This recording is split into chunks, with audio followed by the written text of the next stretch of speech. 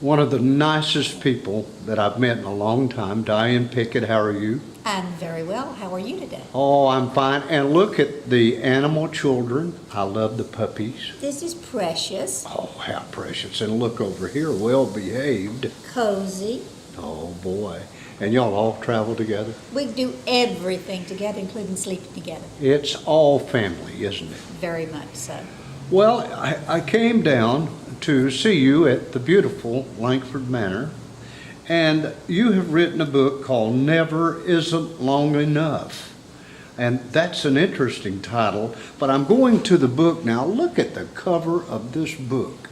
You want to give us kind of an idea what the cover means? You asked me. Well, that'll give away the story. All right. Now, what does that cover tell the audience? I want them to look at it carefully. Not enough time, maybe, or what? Is there ever enough time? I don't think there is. Do you? Well, I don't know. I'm on the fence about that one. It depends on what I'm doing. Well, now let's talk a little bit about the author. Regional, but fairly local. You were raised where? I was raised in Northwest Florida in a very small town of 5,000 people. The town is called Tifton Springs. Now, could some of these people in your book, could some of them, if they read the book, could they kind of connect with this a little bit? The people in Tifton might connect with it a little bit, but this is a book of fiction. This is not a real story. This is a work of humorous historic fiction. I set a lot of it in Tifton just because I know the town. I needed an agricultural community for the setting. Yes. Of course, I knew Tifton pretty well. But the characters are fictitious. But I used names that may be familiar to people here in Tifton just because I already knew the names. Yes. And it's easier to use stuff you already know about than trying to make it up. Now, are we going to get a laugh out of this book? Oh, you'll laugh from start to finish. That's wonderful. Now, were you just going down the road, or were you brainstorming, or did all of a sudden it just hit you and you say, I've got to write this, I want to write this, or was it just pouring out of you, or did you just have to tarry it out of you? Tell me. Well, it took me 4 months to write the book. Okay. It's taken me 10 times that long to get it to market. But I'd had this title in my mind for a very long time. Never isn't long enough. Never isn't long enough. And I kept saying, one of these days I'm going to write a book. But I never could decide what it was going to be about.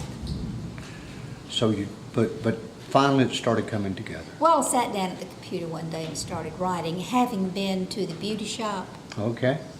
And sitting in the beauty shop, you know, that's where all women do their domestic reading. I don't know what it is about it, too. It makes people just spill out everything when they're talking. Have you ever noticed that? Oh, I have.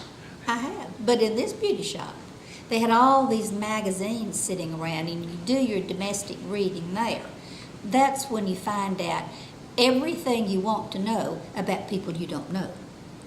Well, I had They're thought called about celebrities.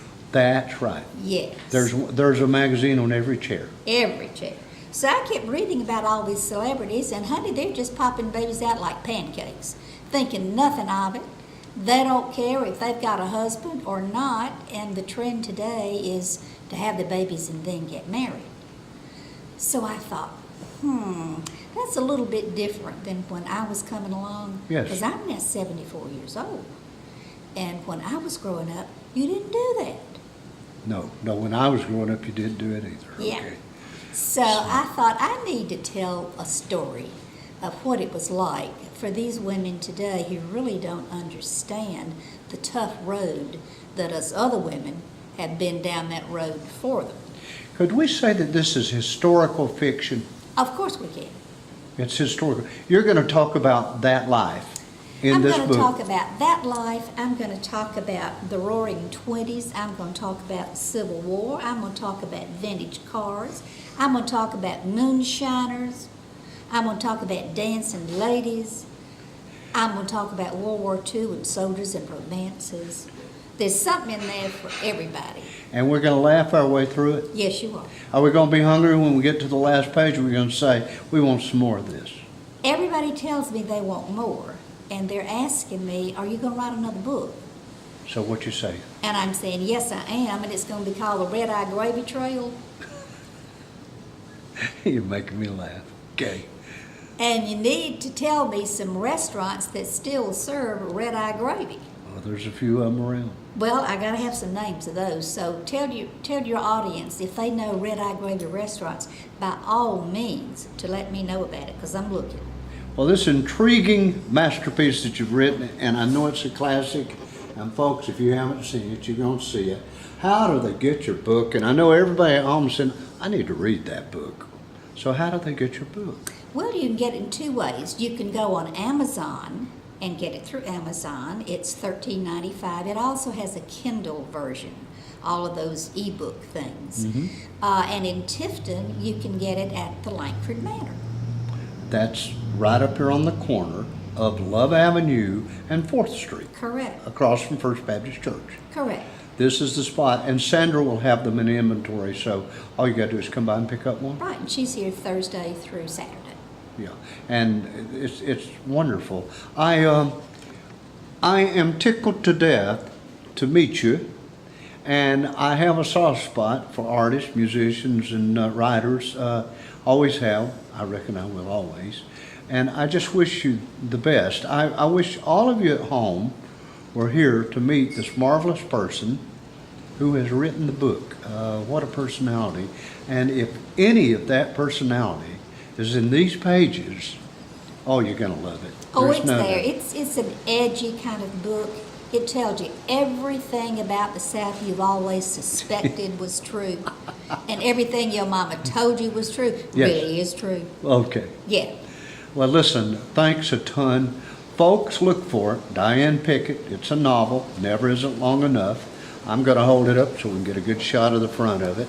This is my copy. No, you can't have it. And I'm going to get it signed because when she's famous... Website. Yeah, let's talk about the website. We're going to put it on the screen. What's the website? The website is www.uphillpublishing.com.